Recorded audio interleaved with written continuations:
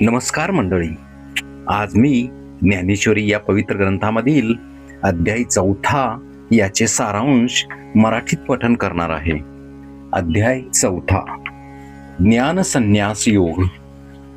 गीताशास्त्राच्या पहिल्या 3 अध्यायावरील व्याख्यान पूर्ण झाल्यानंतर आपल्या श्रोतेंद्रियांचे भाग्य वर्णन करण्याच्या उद्देशाने आणि मुमुक्षूंना ग्रंथामध्ये रुची उत्पन्न व्हावी म्हणून ज्ञानेश्वर महाराज सांगतात की तुमच्या श्रवणासाठी आता पहाट होणार आहे आणि त्या प्रकाशात गीताशास्त्र तुमच्या कानांना अनुभवता येणार आहे. श्रीहरी आत्मानात्म विचार शिकवणार आहेत आणि अर्जुन ते शिकणार आहे. सुंदर गायन, परब्रह्मतत्व हा विषय आणि रस घेऊन ऐकणारे तुमच्यासारखे विद्वान श्रोते असा हा बहारदार त्रिवेणी संगम आहे. मी ज्ञानेश्वर तुम्हाला विनंती करतो की तुम्ही आपल्या ज्ञानेंद्रियांच्या सर्व शक्ती कानात आणा आणि मगच हा कृष्णार्जुन संवाद ऐका. यावर निवृत्तीनाथ म्हणतात की ज्ञानेश्वरा, तुझे हे कथन कलेवरील प्रेम आता बाजूला ठेव आणि पुढे काय झाले ते सांग.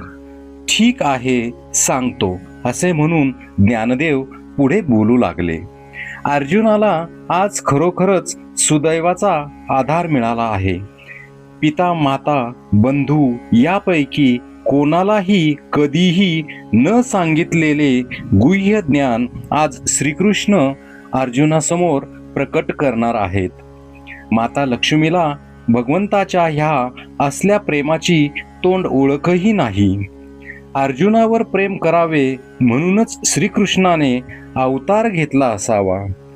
योग्यांना जे आढळले नाही, वेदार्थालाही ज्याचे आकलन झाले नाही आणि ज्या ठिकाणी ज्ञानाची दृष्टीही पोहोचली नाही, असा जो आत्मस्वरूप अनादी अविक्रिय भगवान आज अर्जुनावर कृपावंत झाला आहे. भगवान म्हणतात, कर्मयोग आहे असा हा ज्ञानयोग प्राचीन काळी आम्हीच विवस्वानाला सूर्याला सांगितला. सूर्याने हा योग वैवस्वत मनूला सांगितला आणि मनूने त्याचे आचरण करून इक्ष्वाकू नामक आपल्या पुत्राला सांगितला. पुष्कळ राजर्षींनी त्याचे अनुष्ठान केले, पण काही काळानंतर माणसांना देह म्हणजे जीव असे वाटू लागले. कर्म मार्ग हळूहळू लोप पावला. तोच मार्ग मी आज तुला सांगितला आहे, कारण तूच माझा प्रिय असा भक्त आहेस. हा युद्धाचा प्रसंग असला तरी तुझे अज्ञान दूर करण्यासाठी मी तुला सत्य तत्वाचे ज्ञान करवून देणार आहे. त्यावेळेस अर्जुन म्हणाला, भगवंता, तू आमच्यावर आईप्रमाणेच प्रेम करतोस. तुम्ही रागवणार नसलात तर मी आता तुम्हाला एक प्रश्न विचारणार आहे. हे अनंता, तुम्ही म्हणता हा योग खूप पूर्वी तुम्ही सूर्याला सांगितलात. तुम्ही जर आत्ता माझ्यासमोर आहात तर मग तुम्ही खूप पूर्वी हा योग सूर्याला कसा सांगितलात? मी सूर्याला उपदेश केला असे जे आपण म्हणता ते मला समजेल अशा रीतीने स्पष्ट करून सांगा. त्यावर श्रीकृष्ण म्हणाले, अरे, तुझे आणि माझे मागे पुष्कळ जन्म होऊन गेले आहेत. माझे अवतार मला आठवतात, तुझे तुला आठवत नाहीत. खरे तर मी जन्म घेत नाही आणि मला मृत्यूही नाही. मला जन्म मरण आहे असे जे वाटते ते चूक आहे.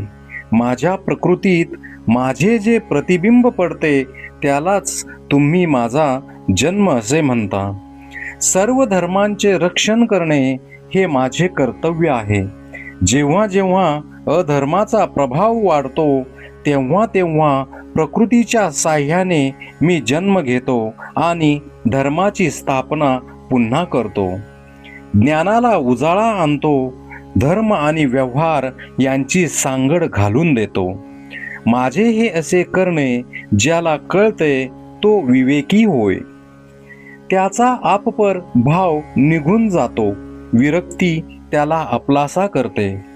तो विरक्त विवेकी माझ्यावरच्या प्रीतिधनाने संपन्न असतो.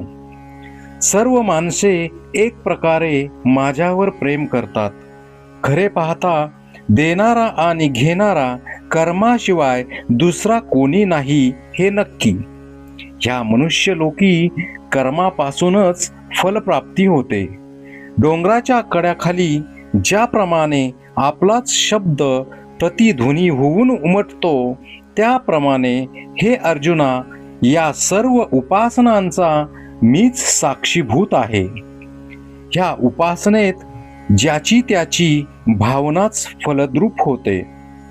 प्राण्यांची कर्मे आणि त्यांच्यात असलेल्या त्रिगुणांच्या मिश्रणाने 4 वर्ण होतात.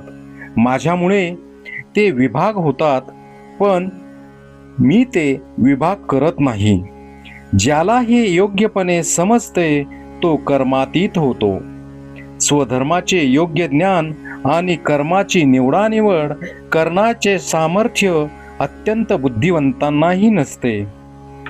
तेही घोटाळ्यात पडतात. तो घोटाळा दूर व्हावा म्हणून कर्म, विकर्म आणि अकर्म ह्यांच्यातला फरक मी तुला समजावून सांगतो. ज्यापासून जगाची उत्पत्ती होते ते कर्म होय. विकर्म म्हणजे विहित कर्मे, म्हणजे स्वधर्मानुसार करावी लागणारी कर्मे. ह्या विहित कर्मांच्या विरुद्ध आचरण हे निषिद्ध आचरण असते. आपले विहित कर्म न ओळखता आल्यामुळे ते विहित कर्म करू नये असे वाटणे म्हणजे अकर्म होय. अर्जुना, ह्या युद्धभूमीवर युद्ध करणे हे तुझे विहित कर्म आहे, पण ते करू नये ते अयोग्य आहे असे तुला वाटणे हे अकर्म आहे. विद्वान पुरुष लोकांच्या दृष्टिकोनातून पाहिले असता सगळी कर्मे उत्तम तऱ्हेने आचरित असतात, पण फळाची आशा न धरता ते कर्मांचे आचरण करत असल्यामुळे ते निष्कर्मच असतात. विद्वान पुरुष स्वतःतील आत्मतत्व निष्क्रिय आहे व केवळ देह क्रियाशील आहे हे जाणत असतात. सर्वत्र आत्मतत्वांचे दर्शन घडत असलेला विद्वान पुरुष मत्सर रहित असतो. सामान्य पुरुषांच्या बुद्धीला जी भेदभावना जाणवत असते ती भावना विद्वान पुरुषाच्या चित्तात नसते. त्याचे अंतःकरण हे जाणत असते की सृष्टीचे कार्यरत असणे हा ब्रह्माचा स्वभाव आहे, म्हणून तो सर्व कर्मांमध्ये हा ब्रह्मभावच अनुभवत असतो. त्याला निष्कर्मी व निष्क्रिय म्हणावयास हवे. चित्ताची ही स्थिती साधण्याचे पुष्कळ मार्ग आहेत. कुणी एखादा विरक्तीशी विवाह करतो, तिच्या आत्मचिंतनाचे अग्निहोत्र व्रत स्वीकारतो. त्या यज्ञकुंडामध्ये गुरुपदेशाचा अग्नी प्रज्वलित ठेवून तो आपली सर्व अविद्या घालवून टाकतो. तो ज्ञानयज्ञी होय.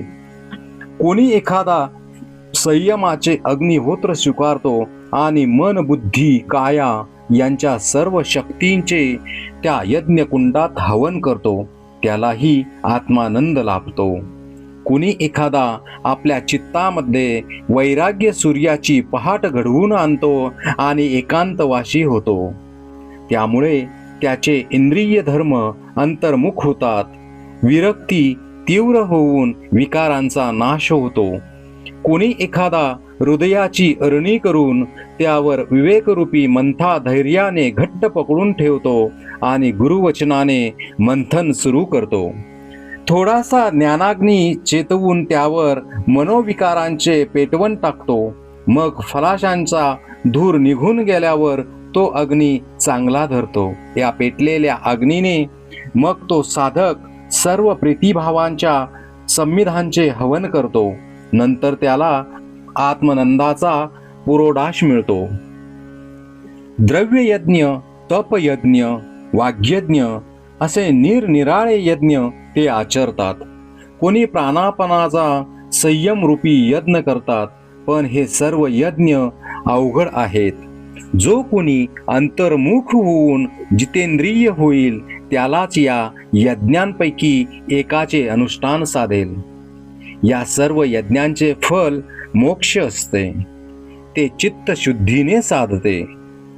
वेदांमध्ये अनेक प्रकारचे यज्ञ सांगितले आहेत, पण ते सर्व कर्मक्रिया यावर आधारित आहेत, पण त्यामुळे आत्मज्ञान लाभणार नाही. म्हणूनच वेदविहित यज्ञ आणि ज्ञानयज्ञ ह्यांची बरोबरी होऊ शकत नाही. योगी आपल्या बुद्धिरूप डोळ्यामध्ये ज्ञानाचे अंजन घालून ते परतत्व पाहतात. हे ज्ञान हवे असेल तर ज्ञानाचे स्वामी असलेल्या संतांना शरण जावे, त्यांच्याकडून बोध घ्यावा. त्या बोधाने चित्त संकल्प रहित होते. बोधाच्या प्रकाशाने चित्त निर्भय होते आणि मग संपूर्ण विश्व परब्रह्ममय म्हणजे कृष्णमय दिसू लागते. पण गुरुकृपा नसेल तर हे साधणार नाही. ज्ञानाच्या अंगी उत्तम सामर्थ्य आहे. ज्ञाना इतकी पवित्र वस्तू ह्या जगात नाही. ज्या परमात्म ज्ञानाचा उदय होताच हे विश्व सत्य आहे अशा प्रकारचा भ्रम नाहीसा होऊन जातो. त्या ज्ञानापुढे मनातील अज्ञान टिकत नाही. पुष्कळ प्रकारांनी अनेक वेळा विचार केला तरी ज्ञानाचे पावित्र्य एका ज्ञानालाच आहे. अमृताची चव ज्याप्रमाणे अमृतासारखीच असते त्याप्रमाणे ज्ञानाला ज्ञानाचीच उपमा देता येते. ज्ञानाविषयी ह्यापेक्षा जास्त चर्चा करणे व्यर्थ आहे. ज्यावर अर्जुनाच्या मनात विचार येतो की तुम्ही म्हणता ते खरे आहे, पण ते ज्ञान कोणत्या उपायाने प्राप्त करून घ्यावे. अर्जुनाच्या मनातील हा विचार ओळखून भगवंत अर्जुनाला सांगतात की ह्या ज्ञानाची प्राप्ती कशी करून घ्यावे हे मी तुला सांगणार आहे, ते तू लक्षपूर्वक ऐक. जो आपली इच्छा आपल्या मनाला सुद्धा कळू देत नाही आणि ज्ञानप्राप्तीच्या आशेने आनंदी होतो, अशा पुरुषास शांतीने ओतप्रोत भरलेले ज्ञान आपोआपच प्राप्त होते. ज्या मनुष्याच्या ठिकाणी अशा प्रकारच्या ज्ञानाची आवड नाही त्याचे जगणे हे जगणे नसतेच. ज्या मनुष्याला ज्ञानप्राप्तीची ओढ नसते तो संशय रूप अग्नीत पडतो. विषय सुखामध्येच जो आनंद मानतो त्याला संशयाने घेरलेले असते. संशयाने घेरलेल्या अशा ज्ञानहीन मनुष्याचा विनाश होतो. ज्याला संनिपात ज्वर झाला आहे त्याला ज्याप्रमाणे शीत उष्ण कळत नाही आणि ऊन आणि चांदणे सारखेच वाटते, त्याप्रमाणे खरे खोटे, अनुकूल प्रतिकूल, हित अहित ह्यामधील फरकही संशयी पुरुषाला कळत नाही. अज्ञानाच्या घोर अंधारात संशयाची वाढ होते. श्रद्धेचा मार्ग दिसेनासा होतो. संशय बुद्धीला घेरतो आणि मग मनुष्याला तिन्ही लोक संशयात्मक दिसू लागतात. अज्ञानातून जन्म झालेल्या ह्या संशयाला बुद्धी आणि चिंतन ह्यांच्या मदतीने ताब्यात आणता येते. बुद्धीचे खड्ग हातात आल्यावर संशयाचा निपात करता येतो. म्हणून हे पार्था, चित्ताची अस्थिरता टाकून दे आणि आवेशाने युद्धासाठी तयार हो. समर्थ ज्ञानी असलेले भगवंत स्वतः मोठ्या प्रेमाने अर्जुनाला वरीलप्रमाणे उपदेश करीत आहेत असे संजय धृतराष्ट्राला सांगतो. आता भगवंताच्या ह्या सर्व उपदेशाचा नीट विचार करून अर्जुन श्रीकृष्णांना एक प्रश्न विचारेल. तो प्रश्न आणि भगवंतांनी दिलेले उत्तर मी तुमच्या पुढे मांडणार आहे.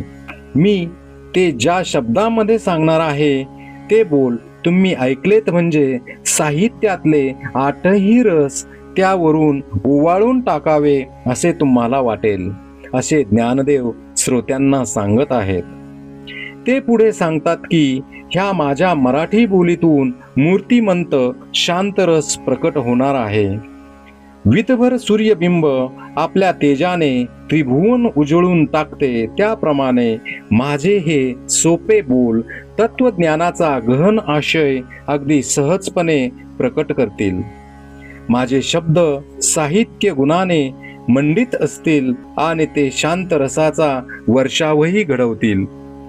माझे बोल तुमच्या अंतःकरणाला शांत करतील. देहाला कोणतेही कष्ट न देता माझे बोल नीट श्रवण केलेत तर हे गीता कथन तुम्हाला मोक्षानंद देईल. म्हणून मी सांगत असलेला हा योग्य आणि आनंददायी असा गीतार्थ ऐका, असे मी ज्ञानदेव तुम्हाला सांगतो आहे. तर मंडळी, या ठिकाणी आपण अध्याय 4 मराठीतील सारांश आत्ताच आपण ऐकला. तो आपल्याला कसा वाटला तो नक्की कमेंट सेक्शनमध्ये कमेंट करून सांगा. श्री संत ज्ञानेश्वर महाराज की जय.